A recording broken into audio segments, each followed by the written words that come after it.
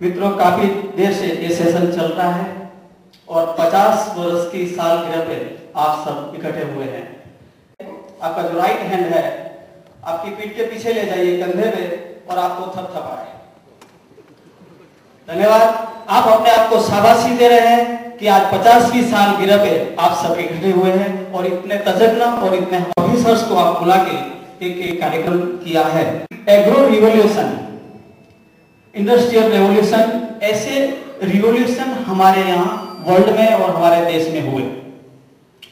इनको मैं बदल के इकोनॉमी के साथ जोड़ता हूं। Agro economy, industrial economy, brown economy. Last में जो हमें जो बात करनी है वो ग्रीन इकोनॉमी। ग्रीन इकोनॉमी ये एक ऐसा कंसेप्ट है कि इनके जरिए सभी रिवॉल्यूशन उनके ऊपर है। कई सालों से इनके ऊपर मैंने स्टडी किया है, अभ्यास किया है, दुनिया की कई वेबसाइट्स मैंने देखी है और इसके पीछे जो भी निचोड़ मेरे मन के अंदर उभरा है कि हम राष्ट्र को कैसे लकड़ी से आजाद कर सकते हैं। हमारा देश आज लकड़ी बाहर की देश से ला रहा है। आज हमको पर्याप्त मात्रा में लकड़ी नहीं मिल रही है। क्यों? इनके ऊपर मैंने बहुत स्टडीज किया, बहुत गहन संशोधन भी किया है और फाइनल निचोड़ पे आए हैं कि हम लोग देश को लकड़ी से आजाद कर सकते हैं। ऐसी ताकत हमारी धरती में, हमारे लोगों में है। कंसेप्ट जो है वो कंसेप्ट को बदलने की जो आवश्यकता है। और मैं बार बार एक बात कहकर दोहराता हूं कि कोई भी आदमी, कोई भी किसान, कोई भी व्यक्ति अपने आप के लिए पेड़ लगाता है, पर्यावरण के लिए नहीं। ये याद रखा जाए। लेवल पे जाके वास्तविकता को हम देखते हुए कि ये किसका काम है। ट्री लगाने का काम 10वीं मंजिल पे या सिटी में बैठे या बंगले में रहते सिटी के आदमी का, कोई अफसर का ये काम नहीं। ये काम है फ्लोर लेवल का, किसानों का। क्योंकि एक बात आप ध्यान से रखना कि एक सिस्टम अपनी फेल्योर है। माफ करना, हमारे बड़े अफसर यहाँ पे बैठे हैं, कोई मैं क्रिटिसिज्म अगर करूं तो इनके पीछे मेरी वेदना है। कोई इसको क्रिटिसिज्म ना समझे। हमारे देश की जो राजकीय व्यवस्था है वो आज तक प्लांटेशन करने में लगभग फेल्योर है। इसलिए दूसरा जो हिस्सा है वो हिस्सा को हमने टच करने की कोशिश की है। दूसरा हिस्सा क्या है? किसान है, किसान की धरती है। ये मिशन एनजीओ तरू का है। सेमिनार के माध्यम से और किसानों को जोड़ के ये बदलाव लाने की हमने कोशिश की है। तो इसमें हम कुछ सफल भी हुए हैं। आपको एक छोटी सी मैं एक एड क्लिप दिखाना चाहता हूं।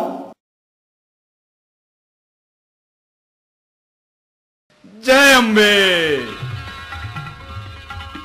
आखिर में सपना सच हुआ। वो तो तुझे विश्वास नहीं था पगली। क्या बात है भाई। आहा हा हा। आपको नहीं, लॉटरी लगी? लॉटरी? अरे लॉटरी नहीं, मेहनत रंग लाई, मेहनत। समझ नहीं आया। मेहनत तो मैं भी करता हूँ भाई। ये खेत के किनारे के वृक्षों को बेचने पर उन पैसों से हमारा सपना सच हुआ। आप पेड़ काट रहे हैं? किसी को पता चला? मैं तो पाली पर पेड़ों की लंबे समय की खेती करता हूँ। एक काटता हूँ, 5 लगाता हूँ। समझ नहीं आया। अरे जंगल के पेड़ नहीं काटता, ये खेत के किनारे पाली के बड़े वृक्षों को ही काटता हूँ और बदले में बोता भी हूँ। इस तरह पर्यावरण की रक्षा भी करता हूँ। ये तो फायदा ही फायदा। एक पेड़ लगाओ, अनेक फल पाओ। याद रखना, पौधा लगाते समय और वृक्ष काटते समय उसका पंजीकरण जरूर करवाना। ये ग्राम पंचायत का फर्ज भी है। बेटे पानी डाल चारों ओर। इतने सारे पेड़ तो हैं, तो और लगाने की क्या जरूरत है? बेटे पेड़ नहीं, मेरे बुढ़ापे की लाठी सहारा लगा रहा हूँ। पर वो तो मैं हूँ ना। तू तो है ही बेटा। जैसे तू बड़ा होकर हमें सहारा देगा, वैसे ये भी बड़ा होकर हमें काम आएगा। यह मेरे पिता ने लगाए थे। अच्छे बुरे सारे प्रसंग उन्होंने यह पेड़ काट के संभाल लिए। हम धरती माँ से जो लेते हैं उसे धरती माँ को वापस करते हैं। पर ये पेड़ काटना गलत नहीं है? कोई भी परिपक्व पेड़ इससे और बड़ा नहीं होगा बेटा। और यह भी एक तरह की लंबे समय की खेती है। इसके बदले 2 गुने पेड़ लगाते हैं और ग्राम पंचायत में पंजीकरण करवा के इसकी खेती करते हैं। हमारा भविष्य हम ही सुरक्षित करें।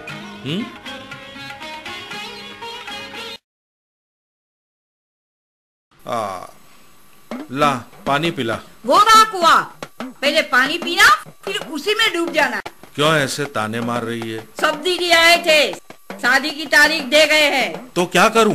खेत बेच दूं या मकान गिरवी रखूं? ये जवान बेटी घर में कुंवारी बैठी है, पैसों का इंतजाम करना पड़ेगा कि नहीं? अरे भाई, ये झगड़ा किस बात का है? हाँ, ये भांजी की शादी की चिंता है। अरे पेड़ काट के शादी कर डालो। पर सरकारी कायदा, पर्यावरण, इन सब का क्या? ये पेड़ जंगल की आरक्षित जमीन पे नहीं है। हमारे खेत के किनारे या पाली पे उगे पेड़ फसल की ही तरह खेती है। एक तरफ वन विभाग पौधे लगाने देते हैं। ग्राम पंचायत की मंजूरी से पेड़ काट सकते हैं हम? हाँ, उसकी बुआई और कटाई ग्राम पंचायत में दर्ज करानी जरूरी है।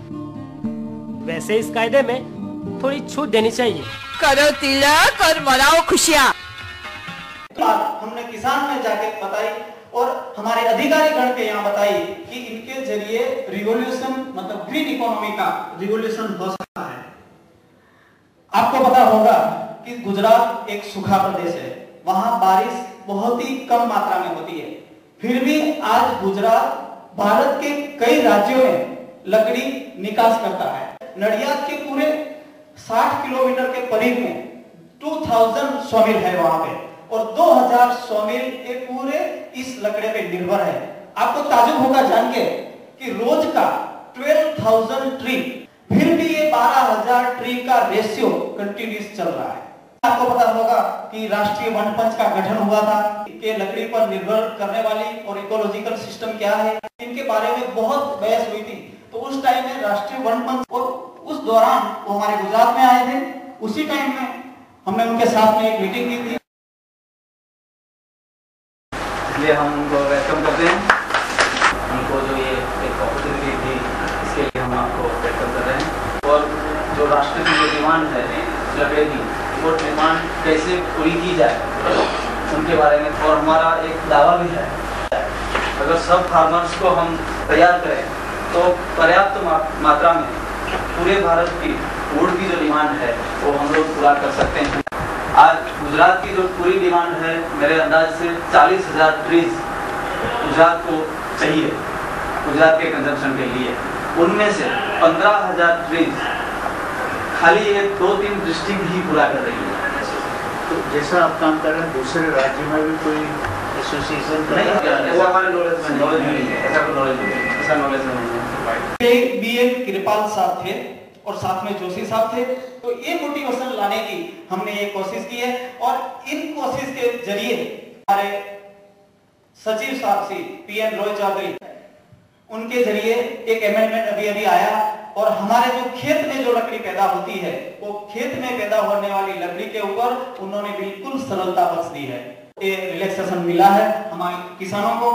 और ये टाइम्स ऑफ इंडिया में ये आया आर्टिकल है कि tree felling important for greenery, जो हमने पहले भी कहा कि अगर ट्री आप काटोगे तो ही ग्रीनरी बरकरार रहेगी। ये जो जागरूकता है ये हमें लाने की जरूरत है। ये महाजन का दायित्व है। अगर सरकार विफल हो रही है, अगर हमारी ब्यूरोक्रेसी भी विफल हो रही है तो ये काम किसे करना होगा?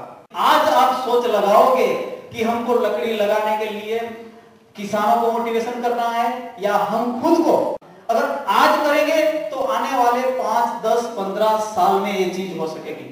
गुजरात में ये सिस्टम क्रिएट की जब 1976 के अगल बगल सोशल फॉरेस्ट्री का जब कंसेप्ट था तब क्लियर कट गाइडलाइन थी कि फॉरेस्ट के ऊपर हम जो निर्भर कर रहे हैं उनको कम किया जाए।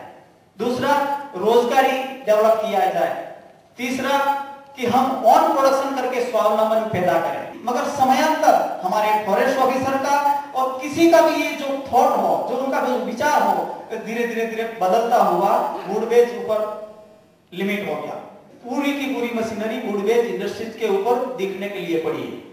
उनके पास कैसे फॉरेस्ट उगाया जाए, कैसे R&D किया जाए, किस ढंग से इस बारे में सोचा जाए, वो उनके पास वक्त नहीं है।